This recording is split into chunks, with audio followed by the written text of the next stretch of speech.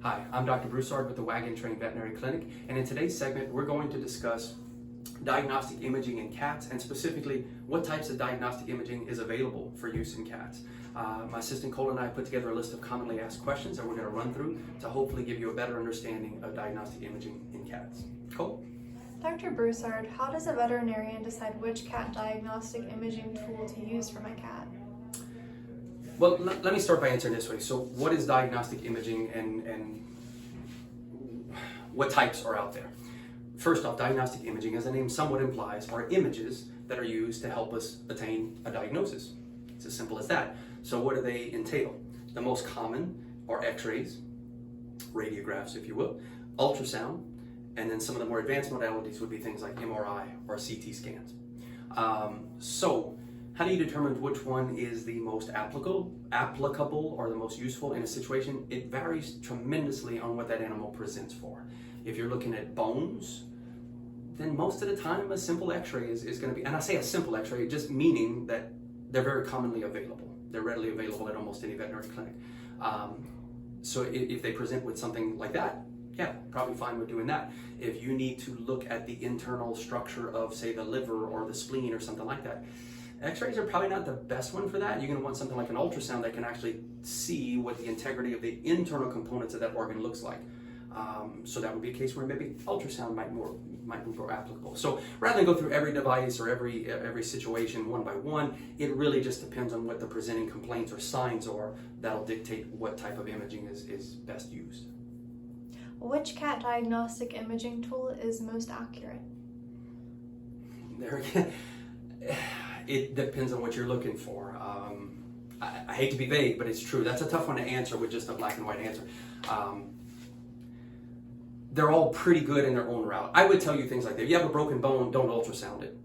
Start with an X-ray, and if you need more detail, then a CT scan would probably be next. Again, you also have to keep in mind, in the real world, CT scan is not available at your neighborhood veterinary clinic. So usually, CT scans and MRIs are reserved for cases where you can't get an answer with ultrasound, X-rays, maybe blood work, like you've exhausted all your diagnostic abilities, and you have to refer that cat to maybe a teaching hospital or a referral center or something like that where they're specialists, and they are the ones that typically would have some of those advanced modalities. So it's hard to say which one is more accurate, just as black and white as that question implies. What is the procedure like for each cat diagnostic imaging tool? Well, I will tell you the two that we use most readily, and again, that's X-ray and ultrasound, is just hopefully having a cat that is cooperative enough with you to just lay still. That's it. So an X-ray, typically we want to get a lateral view with them on their side of whatever we're shooting, whether it's abdomen, chest, or even an extremity. You want a lateral view coming from the side, and then you want, most of the time we call it a VD, ventral dorsal. So you want it from the bottom to the top. So we put them on their back and we kind of stretch them out that way, and that's what we try to do.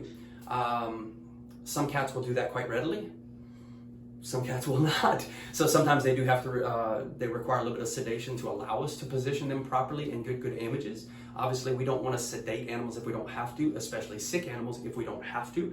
But sometimes in order to obtain a clear diagnosis and do it justice, you just can't do it on an awake cat who's fighting and trying to bite you. So sometimes they have to be sedated. Ultrasound is almost identical to that. Again, it's usually, we have like a little V-shaped cushion that we'll put them in, and we'll normally have my technicians like holding them but loving on them and just whatever they have to do to keep them occupied or distracted. And an ultrasound's very non-invasive. It's just a little probe that you wet their skin down with alcohol or some sort of a contrast agent. You just kind of roll the little probe around to see what you need to see. Again, some of them require sedation. It just depends on the cat. The last two modalities, CT scan, MRI, again, seldom done in common general practice, but if they do have to be done, often those animals have to be under general anesthetic or very heavy sedation because they can't move. Those scanners are such that you cannot have people in the scanner with them holding a cat in position. No, the cat has to lay there perfectly positioned and not move. Good luck doing that on an animal that's awake. So normally those animals require general anesthetic for that test to be run. When is an X-ray used versus an MRI, an ultrasound, or a CT scan? X-rays, broken bones, intestinal obstructions, bladder stones, things like that. Those are what I think dentistry. Those are where I think that X-rays, they serve their purpose. They've been around forever, not forever, but I mean, they've been around a very long time, but they serve their purpose. They work very well for that, and they're much more cost effective. So things like that, that's what I'm reaching for first. If I need to look at a soft tissue structure and I need to see the internal components of said soft tissue structure, then I'm grabbing my ultrasound.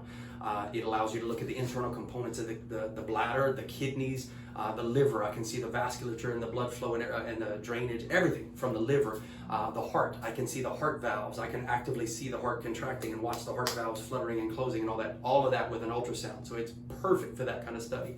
MRI, CT, those are more advanced. You need much more acute detail. I mean, think about it. We've all seen medical shows on TV. What does an MRI or CT scan look like? It's 100 little slices. You see their films on the wall, and they got all these little tiny images, not tiny images, but yeah, it's usually small squares on these great big films. But literally that machine will take, hypothetically, hundreds of slices as it goes through that tissues, and it lays them down and puts them on a film. So you could literally see, say you got, this is a horrible example, but say you got a brain tumor. You're looking at a soft tissue structure that's encased in bone. I can't see that on an X-ray. My X-ray is going to pick up that bone, it's going to be bright white, but I can't see the soft tissue of the brain underneath. Ultrasound cannot penetrate the bone, so that's useless to try to see that. You need something that can actually take those slices, if you will, of tissue and then be able to look at them this way. You'll see the bone, but you'll also see all the soft tissue encased underneath, and you can literally say, okay, this is at 1 millimeter, 2 millimeter, it's probably smaller than that, but like you can literally break it down and have a sequential step so you can see exactly where a growth or a mass or any kind of a lesion starts and stops based off of that. Lastly, too, I know MRI is pretty superior when you're looking at ligaments. Say you have a torn cruciate or a torn meniscus, and for whatever reason my mind is stuck on knees right now. But if you have some sort of a soft tissue structure, an orthopedic soft tissue structure, MRI is really, really hard to beat if you need that kind of acuity to see if something is torn, partially torn, that kind of thing. No other study can touch that kind of accuracy that you get with MRI on that. What are baseline diagnostic images and why are they important for my cat? That's actually kind of an interesting question, and it's something that I've toyed with and I don't routinely do because if I'm being blunt, it's a hard sell. Like, it's hard to convince somebody, let me do x-rays on your cat. They're completely normal, but let me do x-rays on your cat as a baseline. I'm being honest with you. What's the benefit of it, to answer your question, is because let's say we do x-rays on a 1-year-old cat who has no clinical signs or problems of anything at all. That x-ray should and usually will be normal. That's great.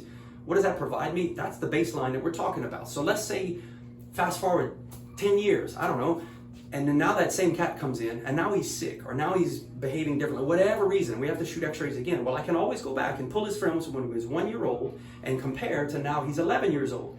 And I will typically see differences. Baseline gives you the normal for that said animal that you can use for the rest of its life to compare back against. Is it always going to come into play? Maybe not. But that's the point of a baseline, is to know what normal is. I would say the same. This is not about blood work, but the same thing applies for blood work. Why do we do wellness blood work? To know, A, that the animal is well, and also if it is, and I hope that it is, to know what's normal for that animal. So that at some point down the road, if they become ill with any kind of condition, you have something to compare to.